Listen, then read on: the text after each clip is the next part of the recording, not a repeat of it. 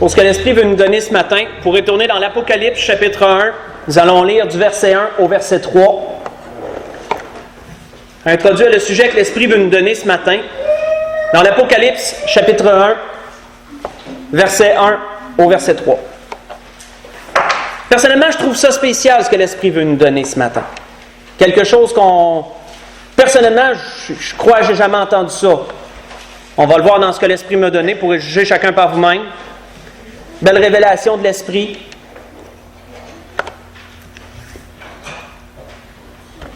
Sujet simple quand même, mais tout. On verra tout ça dans l'Apocalypse, chapitre 1. Débutons au verset 1. Révélation. Nous savons qu'Apocalypse est un mot grec qui veut dire révélation. Révélation de Jésus-Christ que Dieu lui a donné pour montrer à ses serviteurs les choses qui doivent arriver bientôt et qu'il a fait connaître par l'envoi de son ange à son serviteur Jean. Celui-ci a attesté la parole de Dieu et le témoignage de Jésus-Christ. Nous savons que l'Apocalypse est le témoignage de Jésus-Christ lui-même. Tout au long, après qu'il est retourné au ciel, les apôtres Paul, etc., ont été inspirés par l'Esprit pour écrire tous ces écrits qu'ils nous ont laissés. Mais l'Apocalypse est un livre particulier parce que Jésus-Christ est apparu, il est venu, il s'est révélé à Jean par l'intermédiaire de son ange. C'est une révélation personnelle de la part de notre Seigneur. On voit qu'il est dit, soit tout ce qu'il a vu. Heureux celui qui lit et ceux qui entendent les paroles de la prophétie et qui gardent les choses qui y sont écrites, car le temps est proche. Nous allons arrêter là. Nous allons nous attarder premièrement sur le premier mot du verset 3 où il est dit « heureux ». Et nous verrons où l'Esprit veut s'en aller avec ça. Être heureux, frères et sœurs. Selon le dictionnaire, c'est un mot fort simple. On peut s'imaginer tout c'est quoi être heureux.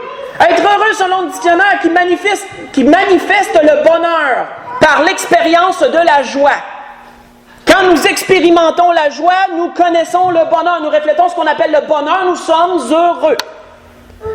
On voit que, généralement dans la vie, pour être heureux, la plupart du temps, c'est parce qu'il y a un événement, il y a quelque chose qui est arrivé, qui a produit la joie, et nous avons expérimenté le bonheur. Nous sommes, au final, heureux. Un exemple fort simple pour nous démontrer cela, dans l'Ancien Testament, pas besoin d'y tourner, Genèse 30, verset 13, lorsque Léa et Rachel avaient un peu, on pourrait dire, ils se remettaient l'un et l'autre pour savoir qui ferait un enfant à Jacob, qui aurait le plus d'enfants. On voit que Léa dit, que je suis heureuse, car les filles me diront heureuse. Et elle l'appela du nom d'Azer. Elle a eu un fils, elle était heureuse, et elle a dit que je suis heureuse à cause de la naissance de ce fils. Elle l'a appelé du nom d'Azer, qui veut dire heureux. Azer veut dire heureux. C'est pour ça qu'elle l'a appelé comme ça. C'est un exemple comme ça. Cette naissance, cette conception, cette naissance a produit la joie en elle. Elle était heureuse au final. Et c'est souvent comme ça dans la vie. Mais lorsque la phrase commence avec le mot heureux, sans même qu'il nous ait dit que quelque chose a fait qu'elle a été heureuse. Mais ça commence heureux celui, heureux telle ou telle et telle chose. Le sens de ce mot change un peu. Lorsque ça commence comme ça, on doit avoir une réflexion. Parce que ça veut dire que le bonheur n'est pas nécessairement immédiat, c'est quelque chose qui peut arriver dans l'avenir. Ou c'est quelque chose qu'on a présentement, mais on ne sait peut-être même pas qu'on devrait être heureux à propos de ça. Je vous donne un exemple selon les Écritures. On voit que Salomon nous dit dans les Proverbes, « Heureux l'homme qui a trouvé la sagesse et l'homme qui possède l'intelligence. » Proverbes chapitre 3, verset 13. Heureux l'homme qui a trouvé la sagesse. Ça veut-tu dire qu'il est déjà heureux parce qu'il est sage? Ça veut dire qu'il va à un moment donné, il y a des choses qu'il va faire, des choix qu'il va faire, puis il va se rendre compte que, hey, je devrais être content. La sagesse me permet de faire telle et telle chose ou d'éviter tel et tel malheur. Heureux celui qui possède la sagesse. Donc, on voit qu'il y a une différence entre être heureux à cause de quelque chose et que le Seigneur nous dise « Heureux sois-tu à cause de cela ». Il y a une réflexion à avoir sur ce mot. Quand nous regardons notre Seigneur, ce qu'il a apporté ici-bas, et que nous pensons à ce mot heureux, il y a tout de suite un message qui peut nous venir à l'esprit. Le sermon sur la montagne, où le Seigneur a introduit ce message par ce que nous appelons des béatitudes, qui veut dire bonheur parfait. Béatitude, c'est ce que ça veut dire. Heureux celui qui est ci ou ça, heureux celui qui est ci ou ça, heureux celle, et etc. Heureux ceux. Nous voyons que le Seigneur a prononcé 8 ou 9 béatitudes. 8 béatitudes, il a prononcé 8 béatitudes, et par la suite a commencé son message. Mais quand il leur disait cela, heureux sois-tu pour ci ou pour ça, il faut méditer, frère, ça fait avoir une réflexion, ça ne veut pas dire qu'ils se sentaient déjà heureux. Mais le Seigneur leur disait, par exemple, heureux les affligés, car ils seront consolés. Il était affligé, il n'était pas nécessairement heureux sur le coup. Mais le Seigneur leur disait, heureux soyez-vous, vous allez vous rendre compte un jour que vous devez être heureux, qu'il y a une raison d'être joyeux, d'avoir du bonheur. Saviez-vous, frères et sœurs, que le Seigneur a prononcé des béatitudes aussi dans l'Apocalypse? Ça, c'est pas souvent mentionné. Le Seigneur a prononcé 8 béatitudes dans le Sermon sur la montagne. Et il y a une raison pour ça. Quand on regarde la numérologie biblique, le mot 8 signifie renouveau, renouvellement, un recommencement. Les enfants d'Israël étaient circoncis le 8e jour. C'était un renouveau parce qu'ils étaient incorporés dans le peuple d'Israël. C'était l'alliance, la circoncision. Le Seigneur est ressuscité le premier jour de la semaine, ou qu'on nous dit le 8e jour. Un renouveau, la résurrection. Le Seigneur a prononcé 8 béatitudes, et je ne crois pas que c'est pour rien qu'il y en a 8. Le Seigneur apportait un renouveau au travers de sa parole. Mais dans l'Apocalypse, le Seigneur a prononcé aussi des béatitudes, il en a prononcé 7. 7 béatitudes, 7 symbolisent la perfection, mais symbolisent aussi l'accomplissement. Et l'Apocalypse, la révélation de Jésus-Christ, est l'accomplissement de toutes ces choses qui vont s'en venir. Il y a beaucoup de profondeur à aller chercher au travers de ces choses. Mais ce que l'Esprit veut nous donner ce matin en particulier, parce qu'il veut nous faire voir les béatitudes de l'Apocalypse, et en plus, lorsque nous regardons les béatitudes que le Seigneur a, les 7 premières béatitudes qu'il a données sur le sermon sur la montagne, on se rend compte qu'ils se complètent les deux. Ça, c'est encore plus particulier. C'est ce que l'Esprit veut nous donner ce matin. On voit qu'il est dit quoi ici, au verset 3? Heureux celui qui lit. Vous savez, au temps apostolique, les manuscrits étaient rares. Ceux qui avaient la chance de toucher une de ces feuilles, qu'un des apôtres avait écrit des choses révélées par l'Esprit, étaient heureux. Peut-être qu'ils savaient, peut-être qu'ils ne s'en rendaient pas compte. Mais celui-là était heureux parce qu'il avait la chance de lire quelque chose qui avait été révélé par Dieu. On voit entre autres que l'apôtre Paul, à quel point c'était important les écrits auparavant. On voit qu'il avait dit ceci un jour à Timothée. Il a dit, quand tu viendras, apporte le manteau que j'ai laissé à Troas, chez Carpus, et les livres, surtout les parchemins. Voyez ça dans 2 Timothée 4, verset 13. L'apôtre Paul avait commencé à faire ces fameux écrits que nous avons aujourd'hui. Et il a dit à Timothée, oublie surtout pas les écrits que j'ai laissés. C'était un trésor. Ils étaient rares à l'époque. Heureux celui qui lit. Heureux celui qui entend, qui nous est dit par la suite. Entendre la parole de Dieu était aussi précieux, et même plus précieux que l'or, frères et sœurs, à cette époque. Ça devrait l'être encore aujourd'hui. Mais ils s'en rendaient encore plus compte dans ce temps-là parce que c'était dur d'entendre la vraie parole de Dieu. On ne pouvait pas le faire ouvertement. Il fallait se cacher pour entendre la vraie parole de Dieu. On voit que lorsque Pierre a été envoyé chez Corneille, Corneille avait réuni toute sa famille pour entendre ce que Pierre avait à dire. Vous voyez ça dans les Actes chapitre 10, verset 33. Heureux celui qui lit, heureux ceux qui entendent. Mais qu'est-ce qui nous est dit? Heureux ceux qui gardent la parole qui y sont écrites. Les paroles de l'Apocalypse spécialement. Mais nous pourrions dire les paroles en général de tout ce que le Seigneur a révélé par l'Esprit au travers du Nouveau Testament. Heureux ceux qui gardent. Mais la question qu'on peut se poser, qui va vouloir garder ces choses? Parce que tout le monde peut lire. Il y en a qui ne sont pas sauvés, qui ont lu la parole de Dieu d'un bout à l'autre. Ils n'en ont rien retiré. Ils n'ont pas l'esprit, ils ne sont pas sauvés. Il y en a qui l'ont lu. Lire, tout le monde peut lire. Entendre, il y en a qui sont venus entendre, puis qui sont partis, puis qui n'ont jamais rien fait avec ça. Mais qui va garder, frères et sœurs? Qu'est-ce que les béatitudes nous disent dans le Nouveau Testament? Qu'est-ce que le Seigneur a prononcé sur la montagne? Il est dit, « Heureux les pauvres en esprit, car le royaume des cieux est à eux, disait le Seigneur. » Matthieu 5, verset 3. Heureux les pauvres en esprit. Qui sont les pauvres en esprit? Représentent tous ceux qui ressentent un besoin. Tous ceux qui ne sont pas capables, qui confessent qu'ils ne sont pas capables de se débrouiller seuls et qui ont besoin d'aide. Eux étaient vus comme des pauvres en esprit. Les sages n'étaient pas vus comme ça, ne se voyaient pas du moins comme ça. Mais le Seigneur a dit, heureux les pauvres en esprit, car le royaume des cieux est à eux. Ceux frères et sœurs qui vont garder les paroles qu'ils auront lues et les paroles qu'ils auront entendues seront ceux qui se verront comme des pauvres en esprit. Seront ceux qui se verront comme ayant besoin d'aide, ayant besoin du Seigneur. Vous pouvez le lire pendant la semaine, Matthieu 9, versets 9 à 13. Et vous verrez que le Seigneur l'avait bien révélé, ça, aux pharisiens, lorsqu'il est allé manger chez Matthieu. Ce n'est pas les bien portants qui vont voir le médecin, hein? C'est ceux qui ont besoin d'aide. C'est ceux qui sont malades, disait le Seigneur.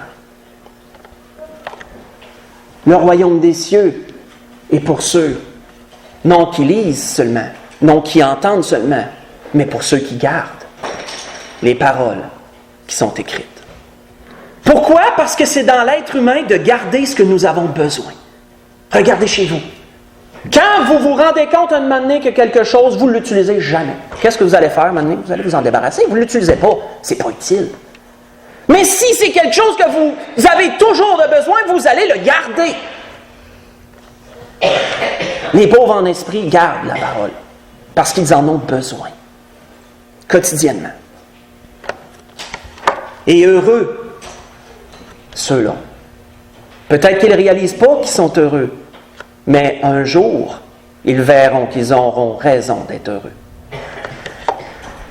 Tournons dans l'Apocalypse chapitre 14. Et l'Esprit m'a conduit comme ça, on va voir des béatitudes au long du message. Et nous allons voir le lien qu'il y a avec les béatitudes du Sermon sur la montagne, parce qu'ils ont un lien. Les 7 premiers ont tout un lien ensemble. On voit que dans l'Apocalypse chapitre 14, il nous est dit au verset 13, «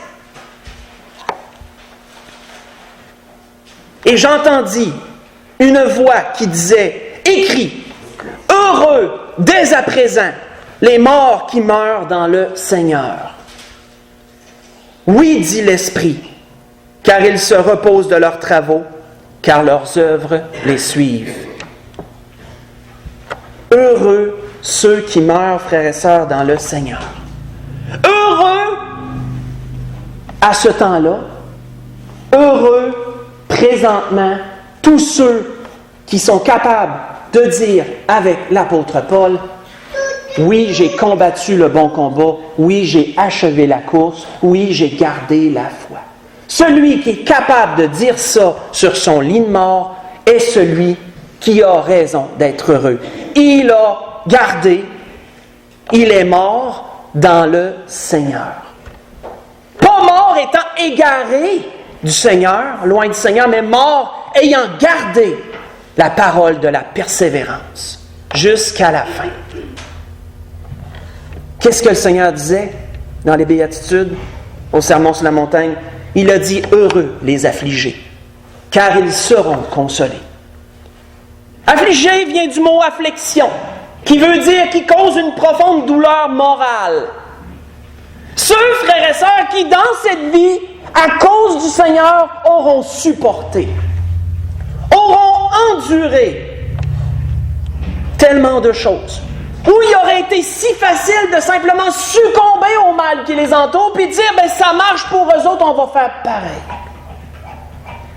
Eux qui affligent leur âme à cause de ce qu'ils voient, à cause de ce qu'ils entendent. Et vous savez, quand quelque chose nous afflige, souvent, qu'est-ce qu'on veut faire? On veut s'en éloigner. C'est selon la nature humaine. C'est normal, on ne restera pas aux côtés de quelque chose qui nous fait mal. Mais à cause du Seigneur, oui, nous pouvons supporter l'affliction et décider de demeurer dans les voies droites du Seigneur malgré ce que nous voyons dans nos familles, malgré ce que nous voyons dans notre entourage, au travail, nos amis, etc. Et nous allons, tout au long de notre vie, continuer à supporter l'affliction à cause du Seigneur. Et qu'est-ce que le Seigneur disait? Heureux les affligés. Vous n'avez peut-être pas de raison de vous réjouir maintenant, mais un jour, vous serez consolés. Et en ce jour-là, vous aurez toutes les raisons du monde de vous réjouir. Tournons dans l'Apocalypse chapitre 16. Dans l'Apocalypse chapitre 16, voyons le verset 15. Oui, frères et sœurs, heureux ceux qui meurent dans le Seigneur. C'est pas juste vrai dans l'Apocalypse, c'est vrai aussi encore présentement. Heureux ceux qui supportent l'affliction jusqu'à la fin et meurent dans le Seigneur. Et non loin du Seigneur.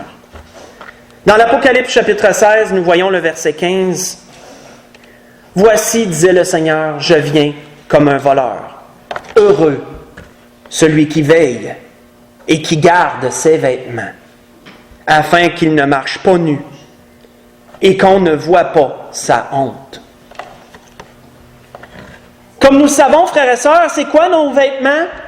Le Seigneur l'a mentionné un peu plus loin, toujours dans l'Apocalypse. Je vais simplement vous lire cet endroit où il est dit « Réjouissons-nous, soyons dans l'allégresse et donnons-lui gloire, car les noces de l'agneau sont venues. Son épouse s'est préparée, et il lui a été donné de se revêtir d'un fin lin éclatant pur, car le fin lin, ce sont les œuvres justes des saints. » L'Apocalypse, chapitre 19, j'ai lu le verset 7 et le verset 8. Nos œuvres, ce sont nos vêtements. Nous sommes en train, et nous l'avons souvent porté l'image, de tisser notre robe, de tisser notre vêtement pour les noces qui s'en viennent. Et au travers de toutes ces bonnes œuvres que nous faisons pour le Seigneur, notre robe se perfectionne et elle se construit, nous pourrions dire. Elle se fabrique. On voit que le Seigneur avait dit ceci à l'église de Laodicée. Parce que tu dis, je suis riche et je me suis enrichi. Et je n'ai besoin de rien. Qui est, frères et sœurs, si on revient au pauvre en esprit? C'est celui qui dit qu'il a besoin. Et qui est celui qui n'est pas pauvre en esprit? C'est celui qui dit qu'il n'a pas besoin. Cette Église disait, je n'ai besoin de rien. Elle s'était écartée du besoin qu'elle avait déjà manifesté. Et que tu ne sais pas que tu es malheureuse, misérable, pauvre, aveugle et nue. Je te conseille, disait le Seigneur à cette Église, d'acheter de moi de l'or éprouvé par le feu, afin que tu deviennes riche, et des vêtements blancs, afin que tu sois vêtu et que que la honte de ta nudité ne paraisse pas. Et un collier pour oindre tes yeux, afin que tu vois. Vous voyez ça dans l'Apocalypse, chapitre 3. Je vous ai lu le verset 17 et le verset 18. Oui, le Seigneur disait, heureux celui qui veille et qui garde ses vêtements. Comment, frères et sœurs, pouvons-nous garder nos vêtements dans cette vie? Comment pouvons-nous continuer à tisser notre robe ici-bas et continuer à nous préparer pour l'avenir? Le Seigneur disait dans les Béatitudes, dans Matthieu chapitre 5, verset 5, « Heureux les débonnaires, car ils hériteront la terre. » Qui sont les débonnaires? Selon le dictionnaire, quelqu'un qui est bon jusqu'à s'en désavantager, extrêmement généreux. C'est ce qu'on appelle un débonnaire. Celui-là qu'on dit, là, celui-là, il donnerait sa chemise pour quelqu'un. On peut considérer que cette personne-là est débonnaire. C'est une façon de le voir. Ceux qui auront manifesté dans cette vie à cause du Seigneur, une grande générosité pour leurs prochains, pour les pauvres. Une grande générosité pour l'Église, une grande générosité pour le pasteur, une grande générosité pour Dieu en somme. Ceux qui auront été débonnaires, le Seigneur dit, soyez heureux. Peut-être que vous ne le savez pas présentement ou que vous ne le réalisez pas pleinement, mais un jour vous le verrez. Lorsque votre trésor qui est placé sur un fondement solide vous attendra, vous aurez toutes les raisons du monde d'être heureux. Et vous verrez l'héritage que le Seigneur vous aura préparé pour vous. L'Apocalypse chapitre 19, verset 9. Pour continuer. Apocalypse chapitre 19, le verset 9.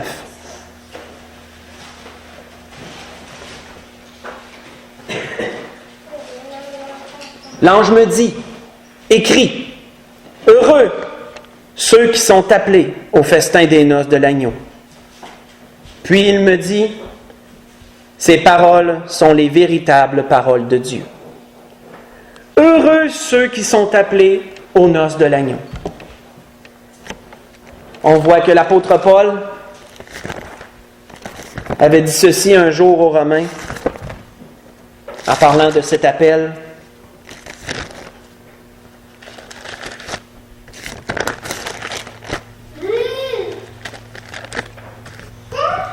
Nous savons du reste que toute chose concourt au bien de ceux qui aiment Dieu, de ceux qui sont appelés selon son dessein. Car ceux qu'il a connus d'avance, si nous avons été appelés, frères et sœurs, c'est premièrement parce que nous avons été prédestinés.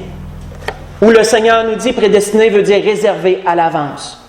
Nous avons été connus à l'avance par Dieu et réservés d'avance pour la vie éternelle. Dieu savait déjà d'avance quel choix nous allions faire dans cette vie, sans même nous influencer. Lorsque Dieu crée une chose, il en connaît le début et la fin. C'est ce que la parole nous dit. Ceux qu'il a connus d'avance, il les a prédestinés à être semblables à l'image de son Fils, afin que son Fils soit le premier-né de beaucoup de frères. Et ceux qu'il a prédestinés, il les a aussi appelés. Si nous sommes ici, c'est parce que nous avons été appelés. Ceux qu'il a appelés, il les a ici justifiés. Oui, un jour, nous sommes venus au pied de la croix et avons revêtu Christ. Avons accepté Jésus comme notre Seigneur et Sauveur. Été justifiés, rendus justes. Et ceux qu'il a justifiés, il les a aussi glorifiés. Ça, c'est ce qui s'en vient. Romains chapitre 9, j'ai lu du verset 28 au verset 30. Et qu'est-ce que le Seigneur dit? Heureux ceux qui sont appelés au festin des noces de l'agneau. Pourquoi, frères et sœurs, sommes-nous aussi appelés aux noces de l'agneau? Qu'est-ce que le Seigneur a dit dans les Béatitudes, au Sermon sur la montagne? Matthieu 5, verset 6. Heureux ceux qui ont faim et soif de justice, car ils seront rassasiés. Matthieu 5, verset 6. On l'a déjà vu dans un précédent message, c'est quoi avoir faim et soif de quelque chose? Ça veut dire quoi ça? C'est pas ceux qui auront eu faim et soif de nourriture qui vont être heureux d'être un jour au festin des noces de l'agneau. Ça ne sera pas pour s'empiffrer qu'on va être aux noces de l'agneau. Ça va être pour être avec le Seigneur et pour être servi par le Seigneur. Ça va être quelque chose. Être servi par le Seigneur. Ceux qui ont faim et soif, on l'a déjà vu, une faim et une soif révèlent un grand désir de quelque chose. J'ai soif de justice. J'ai le grand désir de voir enfin une justice s'établir, on pourrait dire. Heureux ceux qui ont faim et soif de justice, dit le Seigneur. Ceux qui auront été appelés auront faim et soif de justice tout au long de cette vie, jusqu'à ce que le Seigneur revienne nous chercher. Et qu'est-ce que le Seigneur dit? Ils seront rassasiés. Nous ne verrons peut-être pas ici-bas toute la justice qu'on aurait voulu voir, mais lorsque le Seigneur reviendra, oui, nous la verrons à ce moment-là. Et le Seigneur dit quoi? Vous allez être rassasiés, comblés de toute mesure. On voit que Salomon disait dans les Proverbes, celui qui poursuit la justice et la bonté trouve la vie, la justice et la gloire. Vous voyez ça dans Proverbe 21, verset 21. Continuons, frères et sœurs. Apocalypse chapitre 20, débutons au verset 4.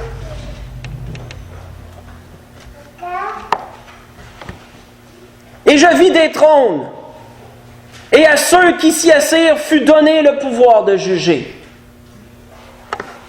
Et je vis les âmes de ceux qui avaient été décapités à cause du témoignage de Jésus et à cause de la parole de Dieu, et de ceux qui n'avaient pas adoré la bête, ni son image, qui n'avaient pas reçu la marque sur leur front, ni sur leurs mains.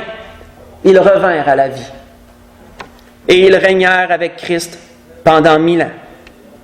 Les autres morts, ceux qui ne sont pas sauvés, autrement dit, ne revinrent point à la vie. Les autres morts ne revinrent point à la vie jusqu'à ce que les 1000 ans soient accomplis. C'est la première résurrection. Et que nous est-il dit? Heureux et saints ceux qui ont part à la première résurrection.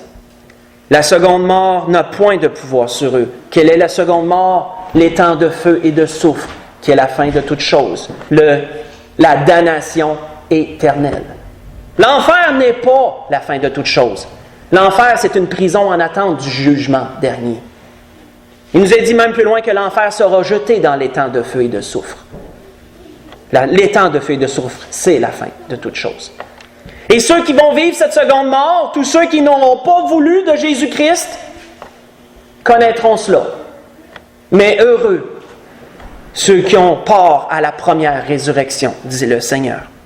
Ils seront sacrificateurs de Dieu et de Christ, et ils régneront avec lui pendant 1000 ans. La première résurrection débutera avec l'enlèvement de l'Église. Où vous connaissez bien ces endroits, 1 Thessaloniciens 4, versets 15 à 17, où les morts en Christ vont ressusciter et ceux qui seront demeurés, qui seront restés, monteront ensemble à la rencontre du Seigneur dans les airs. La première résurrection n'est pas qu'un événement unique, ça l'englobe un temps. Ça commence avec l'Église. Ça se continue au milieu de la grande tribulation lorsque les deux témoins, qui nous est dit dans l'Apocalypse chapitre 11, versets 7 à 12, seront tués par la bête. Et que le troisième jour, ils ressusciteront. Et que le Seigneur les appellera et leur dira « Montez ici ». La première résurrection, eux aussi la connaîtront, ces deux témoins.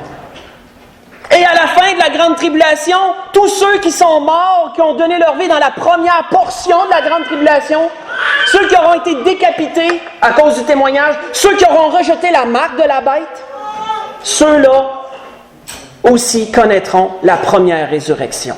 C'est ce que nous venons de lire. Eux aussi pourront régner avec Christ pendant 1000 ans. Nous allons être les premiers, l'Église, à connaître cette première résurrection. Heureux et saints ceux qui ont part à cela. Qu'est-ce qu'on a vu jusqu'à présent, frères et sœurs? C'est qu'on a toutes les raisons du monde d'être heureux. Mais peut-être ne le réalisons-nous pas pleinement encore aujourd'hui. Un jour, on va le voir. On voit que le Seigneur disait quoi dans les béatitudes? Heureux les miséricordieux, car ils obtiendront miséricorde, dans Matthieu 5, verset 7. Si nous avons la grâce d'avoir part à cette première résurrection, c'est premièrement pourquoi? C'est premièrement à cause de la miséricorde que Dieu a eue envers chacun de nous. On voit que Jacques nous dit ceci à propos de la miséricorde de Dieu. Parlez et agissez comme devant être jugés par une loi de liberté. Car le jugement est sans miséricorde pour qui n'a pas fait miséricorde. Mais la miséricorde triomphe du jugement. Voyez ça dans Jacques chapitre 2, j'ai lu le verset 12 et le verset 13. Heureux les miséricordieux, car ils obtiendront miséricorde. Oui, frères et sœurs, c'est par la miséricorde de Christ si nous pouvons être heureux d'avoir part à la première résurrection. Et combien d'autant plus, frères et sœurs, nous devons pratiquer cette miséricorde dans cette vie. Être miséricordieux envers ceux qui nous entourent. Être facile au pardon pour ceux qui nous affligent, ceux qui nous font du mal de diverses façons. Et nous voyons que ça devrait nous motiver d'avoir reçu miséricorde et de désirer marcher dans la sanctification de l'Esprit. On voit dans l'Apocalypse chapitre 22, il nous est dit au verset 7,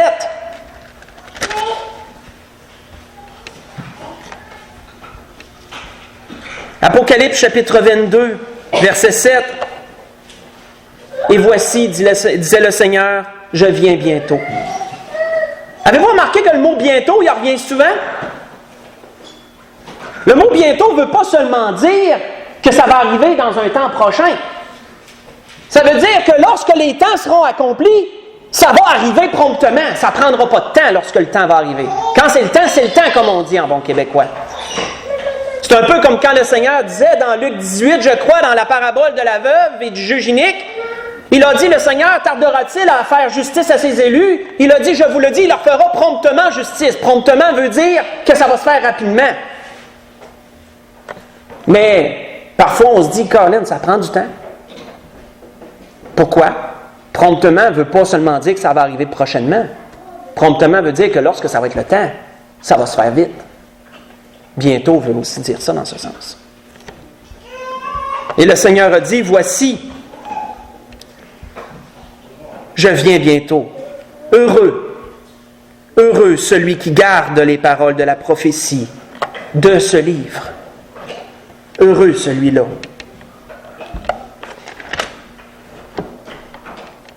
La révélation, frères et sœurs, c'est à propos des événements à venir, comme nous le savons. Sachant ce qui s'en vient, sachant la joie que le Seigneur nous dit que nous aurons à ce moment-là. Combien, frères et sœurs, nous devons continuer à marcher dans la sanctification, combien nous devons désirer persévérer et ne point délaisser. Parce que le Seigneur nous dit que nous avons toutes les raisons du monde d'être heureux. Présentement, et nous le verrons dans l'avenir. On voit que le Seigneur disait quoi dans son sermon sur la montagne? Heureux ceux qui ont le cœur pur, car ils verront Dieu. Matthieu 5, verset 8. Heureux ceux qui ont le cœur pur, car ils verront Dieu. Ce désir de se sanctifier, ce désir de demeurer pur tout au long de notre vie, nous accordera la grâce de voir un jour Dieu, frères et sœurs. C'est pas n'importe quoi. Et qu'est-ce que Jean nous disait? Jean avait dit ceci. Bien-aimés, nous sommes maintenant enfants de Dieu. Et ce que nous serons n'a pas encore été manifesté. Mais nous savons que lorsque cela sera manifesté, nous serons semblables à lui parce que nous le verrons tel qu'il est. Quiconque a cette espérance en lui se purifie, comme lui-même est pur. 1 Jean chapitre 3, j'ai lu le verset 2 et le verset 3. Continuez à marcher dans une marche pure pour le Seigneur jusqu'à ce qu'il revienne. Et pour conclure, la dernière béatitude que le Seigneur a laissée dans l'Apocalypse, chapitre 22, verset 14. Heureux, lisons plutôt au verset 12. Voici, je viens bientôt, et ma rétribution est avec moi pour rendre à chacun selon son œuvre. Je suis l'alpha et l'oméga, la première lettre de l'alphabet grec et la dernière de l'alphabet grec, pour dire que le Seigneur est toute chose. Je suis l'alpha et l'oméga. Et le premier et le dernier. Le commencement et la fin. Heureux ceux qui lavent leurs robes, afin d'avoir droit à l'arbre de vie et d'entrer par les portes de la ville. Heureux ceux qui lavent leurs robes. Ça, c'est une expression particulière, frères et sœurs. Elle ne nous désigne pas nous directement. Cette expression, nous la retrouvons aussi dans l'Apocalypse chapitre 7, pour ceux qui veulent le prendre en note. L'Apocalypse chapitre 7, versets 13 et 14, en parlant spécialement de ceux qui auront donné leur vie dans la première partie de la grande tribulation. Nous tissons notre robe, eux auront lavé leur robe dans le sang de l'agneau, démontrant quel genre de sacrifice ils auront dû faire pour avoir part à la vie éternelle. Et le Seigneur leur dit, c'est à eux spécialement, heureux ceux qui lavent leur robe, afin d'avoir droit à l'arbre de vie. Mais pour nous, frères et sœurs, qui continuons présentement à tisser notre robe, à travailler à notre héritage éternel, on voit que le Seigneur avait laissé ceci dans le Sermon sur la montagne. Heureux ceux qui procurent la paix, car ils seront appelés fils de Dieu. Vous voyez ça dans Matthieu 5, verset 9. Procurer la paix, c'est premièrement d'évangéliser. C'est premièrement d'apporter la bonne nouvelle, afin que d'autres personnes trouvent la paix avec Dieu. Est-ce qu'on y a déjà pensé à cela? Procurer quelque chose, c'est de le donner à quelqu'un d'autre. Si je me procure une Bible, je vais me chercher une Bible, je vais la prendre en main. Si quelqu'un me procure des soins parce que j'ai une maladie quelconque, il vient me donner des soins quelconques. Ceux qui procurent la paix. La paix, c'est premièrement entre Dieu et l'humanité. Ceux qui procurent la paix seront appelés fils de Dieu. Procurer la paix, c'est premièrement d'évangéliser. Ou l'apôtre Pierre disait, lorsqu'il est allé chez Corneille, il a commencé à expliquer toutes choses. Il a dit, il a envoyé la parole aux fils d'Israël en leur annonçant la paix par Jésus-Christ. Procurer la paix. Nous devons continuer à procurer la paix à ceux qui nous entourent, frères et sœurs. Procurer, annonçant la paix par Jésus-Christ qui est le Seigneur de tous. Vous voyez ça dans les Actes, chapitre 10, verset 36. Procurer la paix, c'est premièrement de l'apporter, apporter le témoignage de Jésus-Christ. On procure la paix. Mais aussi, pour nous conclure complètement, l'Esprit veut nous laisser sur ces paroles. Procurer la paix est aussi, comme on s'en doute, envers notre prochain, envers toute autre personne. Ou l'apôtre Paul disait aux Romains, ne rendez à personne le mal pour le mal. Recherchez ce qui est bien devant tous les hommes. Et s'il est possible, autant que cela dépende de vous, soyez en paix avec tous les hommes. Ne vous vengez point vous-même, bien-aimés, mais laissez agir la colère. Car il est écrit, à moi la vengeance, à moi la rétribution. Mais si ton ennemi a faim, donne-lui à manger.